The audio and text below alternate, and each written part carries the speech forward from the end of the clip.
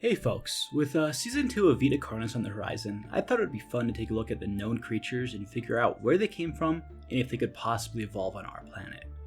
First things first, throughout the video I will be using Latin pronunciation, so it sounds like I'm saying something funny. That's probably what it is. For example, V's are pronounced as W's in Latin, so you're going to be hearing a lot of that. With that out of the way, hello. My name's Crow, the Internet Analyst, and when I'm not locked inside a dark room looking at weird things on the internet, I'm actually a scientist. So let's use that expertise and analyze some living meat. Before we go any further, let's establish a baseline about these creatures as a whole, and then we'll look at each one of them individually. Vita Carnis, or VC, as I'm going to call them for the remainder of this video, suddenly appeared simultaneously on every other continent than Antarctica.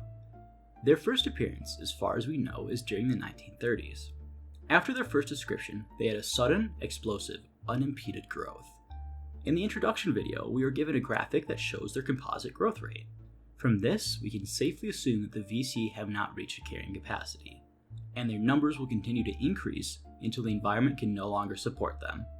Additionally, this unimpeded sudden growth is a characteristic of many invasive species, not of something that evolved naturally with its environment. The VC all share some physical features. Their chief characteristic is their resemblance to skinned animals. Like all animals, they are made up of muscles, organs, and bones, hence the name living meat. The introduction describes these creatures as mainly detritivores, with a preference for decaying meat. However, several species are actually known to hunt for their prey with varying degrees of success. That is all the overall information that we know about the VC, so let's turn this over into looking at each one of these species individually. We'll be doing that, starting with the origin of each one of these species, known as the crawl.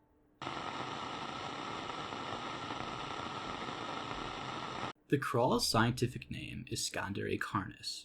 Scandere means climbing, and carnis means meat. It gets its name from its vine-like tendency to climb structures and absorb nutrients from its substrate. The crawl is described as having meaty tendrils similar in appearance to the small intestine. It appears to be made up of arteries and veins for transporting blood and nutrients around the organism.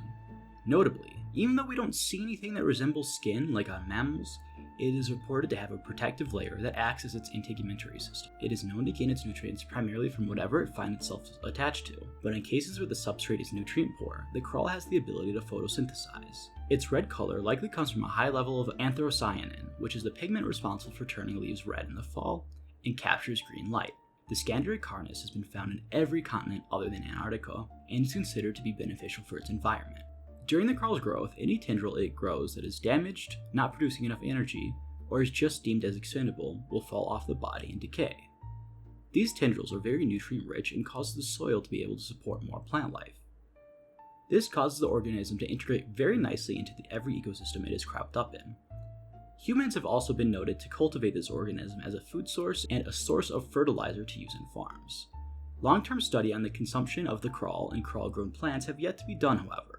This organism is very important to the VC, as without it none of the higher species would exist. This is because every type of VC starts their life on the crawl. When environmental factors are favorable, the crawl will form what's known as a bud. This bud will then diversify into every type of VC that we have discovered. We can think of Vita Carnis as an Eevee from Pokemon with all of its possible evolutions. Now, I believe that Vita Carnis would be very likely to happen on Earth. I actually think that this species functions very similar to plants and will have the same mechanisms as they do, even though that isn't directly stated in the video. The way the crawl grow and impact their ecosystem will make a lot of sense if it was very plant-like. Notably, they do not outcompete any organisms, but instead cause their entire ecosystem to become healthier. If you're familiar with the way fungus impacts the plant growth around it, it's similar to that. They would likely become a very important species known as a keystone species very quickly, and the environment they're found in would become dependent on them. However, there are some issues with the probability, such as how every member of the VC family can grow out of the crawl. We have plenty of organisms on Earth that change their sex depending on environmental factors while they're in their embryonic phase, so I don't think it's that far of a stretch to say that we can maybe modify an organism to behave like this with a lot of time and effort. So I will give the crawl an 8 out of 10 on the plausibility scale, and I could see a possibility where in the future we could modify certain existing organisms to act and interact with the environment such as this. However, there are more issues that I will touch on at the end of the video because all members of the VC family has them. The next species that we'll talk about is the trimming.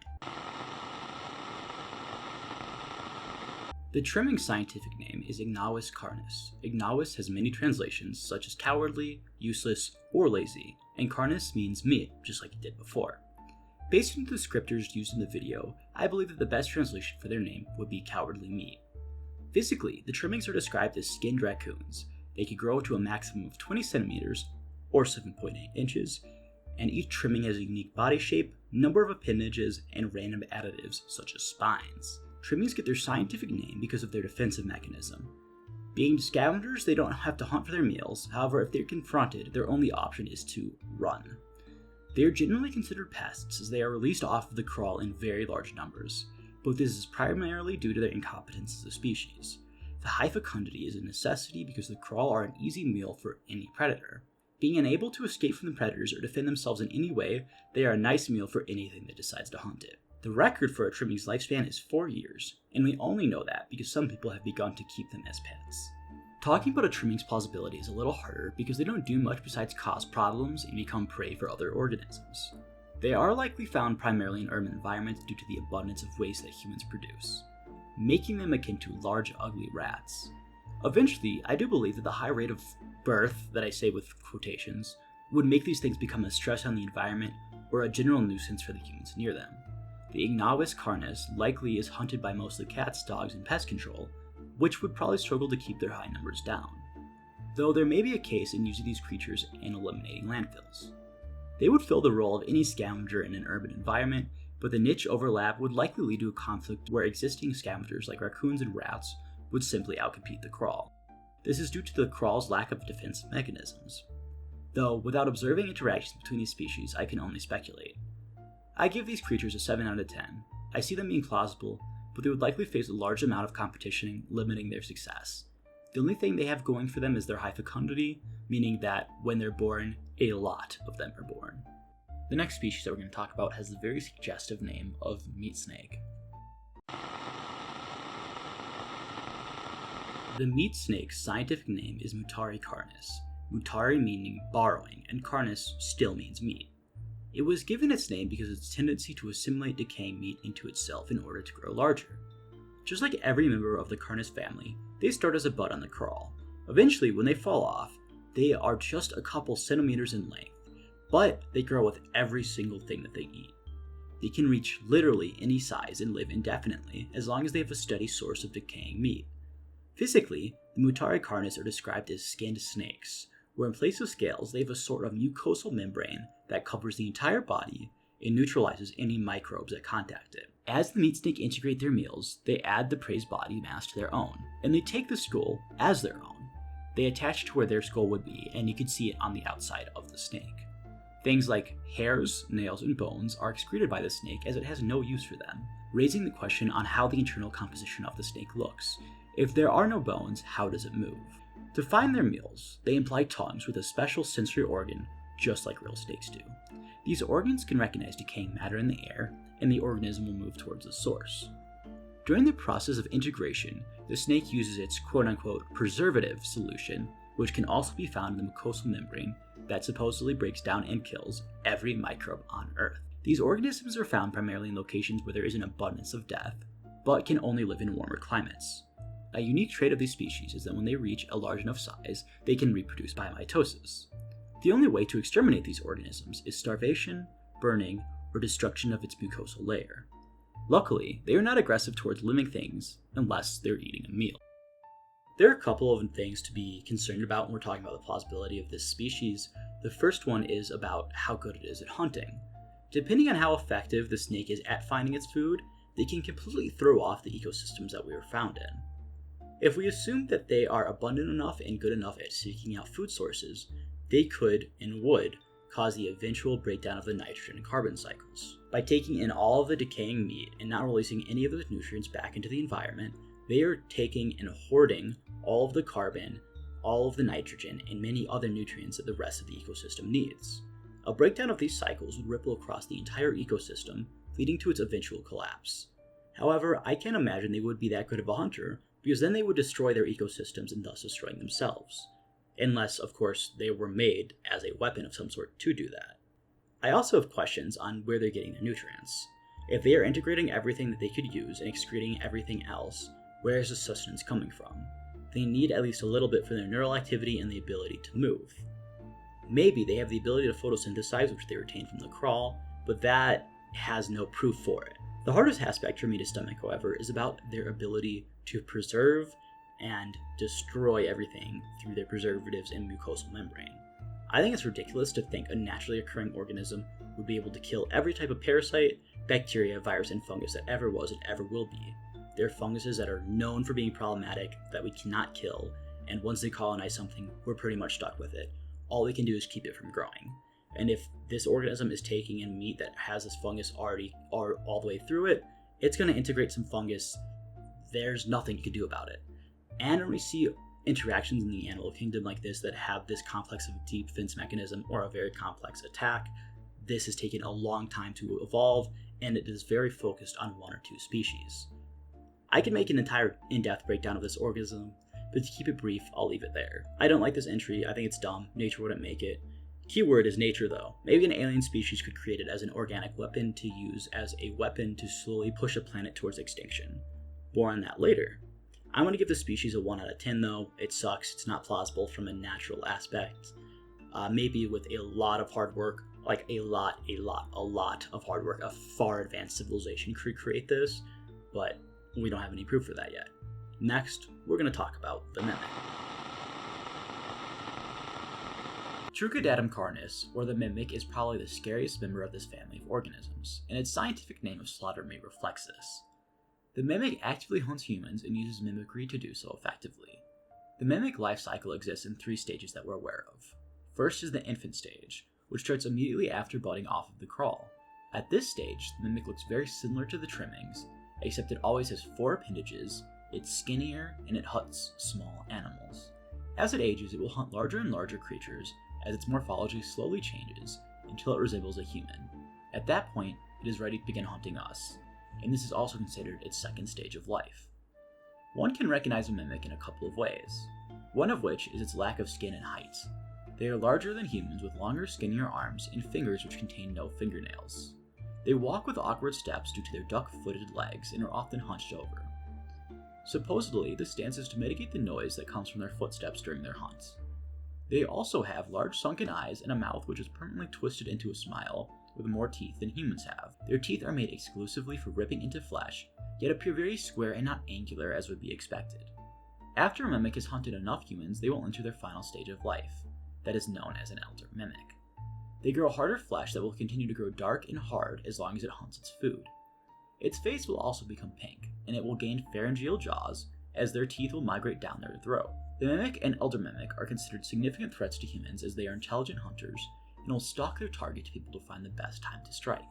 While it is possible to escape from a mimic, if you're being stalked by an elder mimic, you will not be around for much longer. These creatures are known to hide in dark houses and furniture and wait for a moment of vulnerability such as sleep before they strike. They will only attack when there is no way for their prey to escape. This is likely because their duck-footed stance is not ideal for pursuing fleeing prey. Mimics must be stopped in their younger stages, as once they reach the status of elder mimic, they are considered one of the biggest threats to humans on the planet. While the idea of being hunted by a mimic is terrifying, luckily for us they wouldn't exist, at least naturally within the time span given to us by the video. Simply put, to evolve mimicry as advanced as this, it would take an extreme amount of time. The sudden appearance of these creatures means it would be impossible to adapt mimicry this quickly. Additionally, it appears their only method of hunting humans would be to bite out our vital spots, mainly the neck. They'd go for the arteries and the veins there. This is because there doesn't seem to be any cutting elements in any of their limbs or any other way for them to attack their victims. This lends to their style of ambush hunting, because if its prey became aware of the mimic's presence, they would likely survive. Due to this, I believe in a world with such a large number of security cameras and that most people do lock their doors and windows, the mimics would have a very hard time to net victims. Even if they were to attack the target, if the target has enough time to cover their neck with their hands and run into an open space or out of the building they're in, they will likely survive. However, let's pretend a mimic does reach elder status. I can absolutely see a change in color and in their skin, but I would feel like these changes would be more associated with age than they would be with hunting. However, the mimic could need ample amount of nutrients, which is why it would need to have a certain number of victims before it reaches this stage, and that could explain the increased victim count. I find it interesting that they trade mimicry for what we could consider armor and camouflage as it matures. In general, I would give the mimic a rating of 2 out of 10 on the probability scale because I'm trying to rate these organisms relative to each other. I can see a timeline where a hominid evolved to use mimicry to hunt humans, which could even be a justification for the uncanny valley effect that we have. This creature would have to evolve alongside us to be able to do this effectively. It would also run into the same issues in the modern world of surveillance as I mentioned earlier. For those reasons, all I can really give it is a 2 out of 10. The next organism that we're going to talk about is the harvester.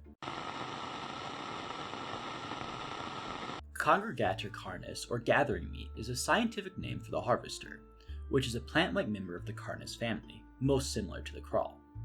Where it differs from the species like we've talked about recently is its life cycle. Where all their members become nodes that broke off the crawl, this one forms as a node that continues to grow. It can grow up to 3 meters in height and 2 meters in width. They extend tendrils for underground in a radius that can extend up to 150 meters. They do this instead of continuing to cling to whatever the crawl was initially growing on. They gain their name harvester from how they utilize these tendrils, which have been specialized into 2 distinct types. One contains a neurotoxin and a potent anticoagulant, and the other with organelles for sensing and absorbing their prey. The harvesters will set traps for their prey by leaving carrion within their radius to attract scavengers desperate enough to risk a free meal. When they get within range of their attacking tendrils, they will lash around violently until the prey is struck, and at this point it will slowly succumb to a combination of the neurotoxin and blood loss. Their prey are typically larger predators such as wolves or bears attracted to the carrion, or by prey species foolish enough to enter their territory. Their tendrils seem to be activated by compression of the ground before the touched tendril launches out to strike the prey. They also have the ability to move very slowly despite this plant-like appearance. This phenomenon will occur if the location the harvester is in is not yielding enough food for the organism. The process of this has not been documented yet, so it is unclear how this movement occurs. They can, however, be eliminated fairly easily by destroying the main bull. These species are very disruptive to their environment. They take all of the animals out of the 150-meter radius surrounding them. I'm unsure how much they affect the plant life in the region, but after being in one spot for too long, it is likely they will take up all of the nutrients due to the lack of the animals in the area, somewhat similar to what I said about the meat snake. However, their method of finding prey is something that is completely possible. We actually have organisms in nature that set traps for their prey. For example, carnivorous plants will bait insects in before causing them to be trapped in one way or another and slowly digested. Notably, these plants do this because their soil does not provide enough nutrients for them, so they must seek out other methods of acquiring it. It may be possible that the harvester functions the same way. I will be concerned with the nutrients these organisms would need on a daily basis, as if it is high, they might have trouble reaching the size described. In general, I would give this a 4 out of 10 on the plausibility rating. I could possibly give it a higher rating, as it is just an extreme of traits that we do have on our planet, but without knowing more about how this organism moves and some more information about how much it needs to consume, I would like to keep it below the midpoint on our list. Our next entry is known as the host of influence. Vita Carnis, or command meat, gets its name from its method of hunting. Its common name also means host, as in a party host, not someone hosting a parasite, which is interesting. These organisms, which appear like a muscular human with its legs being found underneath the ground so only their waist up is visible, have heavy plates that act as armor but are also segmented to allow movement. Notably, their head has no facial features despite appearing human. When the host hunts, they release spores into the air, which when inhaled by humans will cause them to seek out the host for an entire 36 hours. If those infected are kept from the host for 36 hours, they will be fine and they are released from the host's effects. However, if the infected humans find their way to the host, they will become the host's next meal. Notably, the host can move if they are not finding enough prey in their location. They are only found in remote places of North America, as far as we're aware. I'm just going to rip the band-aid off here. This one would be a 1 out of 10 on the plausibility rating for reasons similar to the mimic. The mutations it exhibit are very specific and will also have to co-evolve with their targets. If we look at some of our real-world zombie fungus, which also hijack its target and force them to move to a specific location, these fungi can only affect the specific species of ant they've evolved to infect. If they infect other species, they will not be able to take over the brain function. Additionally, these fungi use their hyphae, which are penetrated into the legs of the insect to help them move, which there doesn't seem to be any effect of that through the host. Even if we give the host the benefit of the doubt and say that it has only evolved to affect those who live in the cold regions of North America, I would still say the time that these have been on Earth has not been long enough to evolve this trait. Human brains are very difficult to attack. Yes, there are some fungus and bacteria that do attack the brain, but these pathogens have had enough time to evolve this method. Similarly to the mimic, sure, there is an alternative reality where this is plausible, but it would have to co-evolve with humans. I only rated a point lower than the mimic because of how hard it is to make these spores actually take out humans. Additionally, A modern day basic gas mask, or even possibly just a normal face mask, could prevent the spore from infecting a human. It all depends on the size of the spore. Because of this would probably lead to these creatures eventually starving and dying off. Our next creature is going to be the monolith. Vita Carnis, or heaven meat, are 7 massive beings that are all found on an island in the Hudson Bay region of Canada. They are physically described as large humanoid creatures made out of thick, rope-like muscle fibers.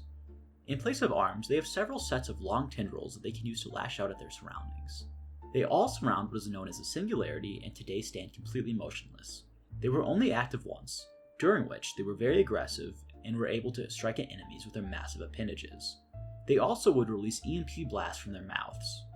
I would venture a guess that they protecting the singularity, though that is never actually stated. Here, I also have to give a 1 out of 10, simply because we don't know enough about these creatures, though the EMP blast isn't looking too good for their plausibility. Sure, there are some organisms like electric eels that can produce electricity for hunting prey, so there is a possibility. But I don't think that this would be able to launch out an EMP blast. Water can help conduct electricity, but shooting these blasts through the air is a little bit harder. Additionally, their size is an issue. Most megafauna on Earth has gone extinct because of how hard it is to fill their energy needs. However, the monoliths are massive, though they seem to be in a state of hibernation, so they wouldn't need as much energy. Also with the size, you'd think we would have noticed them evolving. Their sudden appearance is odd and makes it seem more like they were just placed on Earth. I hope more information on these creatures come out, so I can look more into these creatures. Our last member of the family is known as the Singularity. We know virtually nothing about the Singularity, besides that there's a large spheric thing in the Hudson Bay and that it's being surrounded by monoliths. Notably, in real life there is a gravitational inconsistency in the same location, which could be why in the Vita Carnis world there is a Singularity here. There's just no information about this creature yet, so I'll have to wait for more to come out. Because there's nothing for me to look at besides there being an anomaly in the real world and an anomaly in the VC world, I guess this makes it a 10 out of 10. Alright, with the individual ratings out of the way, I want to talk about my theory about where the VC came from. I tried to hint at it a couple times throughout the video, but I think these organisms could not have evolved on Earth, at least within the time window that we're given to work with. That makes me think that they were created by someone who has an extensive knowledge of Earth, humans, and pathogens, and are very adept at genetic mutation. It's kind of giving the cue if you're familiar with All Tomorrows. I hate to say that I believe the source of these horrors of living meat are either aliens or humans from an alternate reality, and that they are using them to prepare the Earth for an invasion, or a form of terraforming. It seems like all these creatures are made exclusively for ruining humans and making our environments too hostile for us to live in. This would lead to the humans slowly being pushed to extinction and allowing for all the people who made the VC and placed them on Earth sometime in the 1930s to easily take over. I believe the Singularity to be where these people would appear from, and that's why it is being protected by the largest of the VC. I would be tempted to say that these are made by humans in order to conquer other nations because of the use of the host of influences spores as a food additive, which is likely being done to placate those who consume it, but I don't think anyone on Earth would have the advanced tools to do this. Even if we ignore how hard it would be to genetically modify creatures on Earth to do what the VC do with the technology we had in the 1930s, the ability to completely inoculate from the microorganisms on Earth would be impossible. Instead, I believe the corporation behind making the food additive is being headed by whatever aliens or alternate humans are behind this invasion. I know I sound like an insane conspiracy theorist right now, but it's all I can logically say with the information that we have from the species and their sudden appearance. Anyway, that's all I got for the VC for now. Let me know what you guys are thinking, and I'll be happy to revisit all of these when more information comes out in Season 2.